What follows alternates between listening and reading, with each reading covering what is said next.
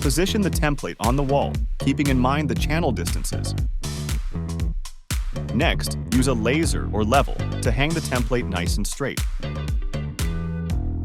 Choose the appropriate drill holes on the template and then drill the holes. Loosen the tape and remove the template from the wall. Screw the 2 bottom bolts into the drilled holes and let them stick out 1 centimeter.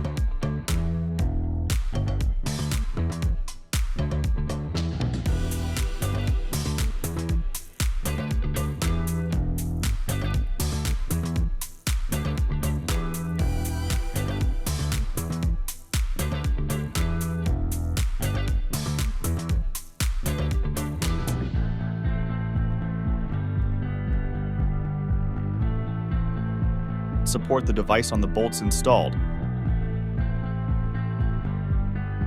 Then screw all 4 bolts into the wall.